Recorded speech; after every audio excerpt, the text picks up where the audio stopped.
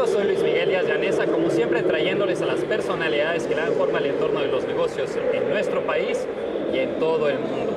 Hoy está conmigo el verdadero Lobo de Nueva York, Jordan Belfort. Jordan, how are you? Doing great.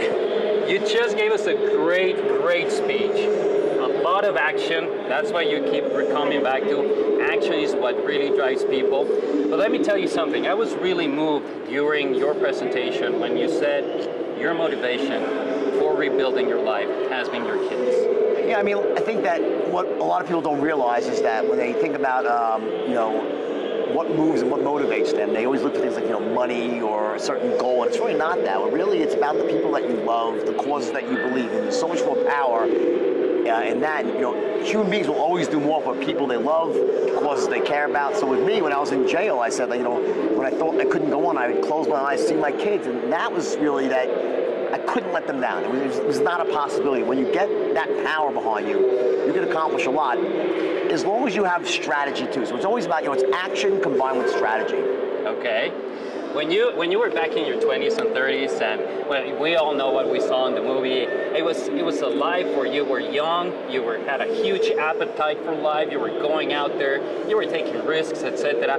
But now it seems like you're a completely different man. I mean, you still had the power of persuasion back then. I mean, that's what drove you so much. I mean, and you were so successful with your persuasion. But it seems like now you're a mature man who's contrite and who has found a completely different motivation in his life.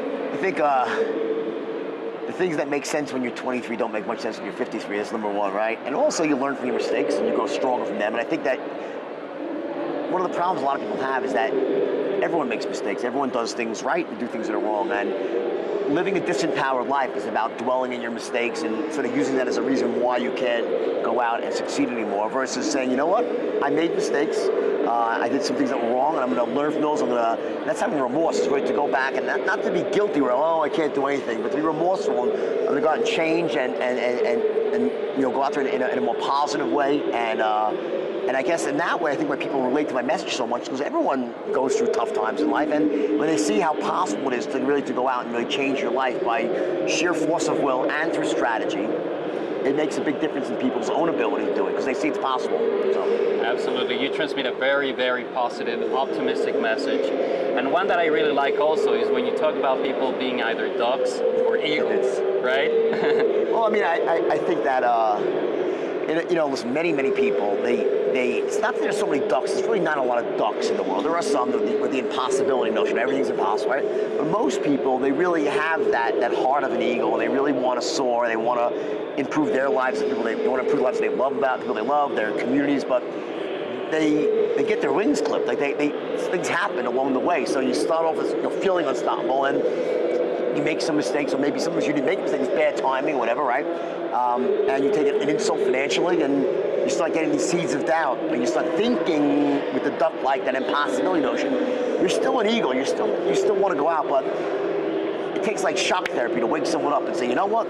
That's bullshit. That's not the way you feel. You really are a winner. You really are capable of going out there and achieving. And it starts with remembering you got to be a person of action. You got to keep learning, investing in yourself, and growing.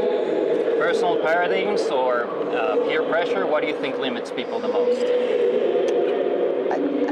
Some of it is peer pressure. I think more of it is that we're all born unstoppable on day one, and just as we move through life, the way the human brain works is that it always applies a meaning to an experience. So something happens, and you give meaning to it through language, and very often you apply the wrong meaning, because in the heat of the moment when things are going bad, you say, oh, it's me.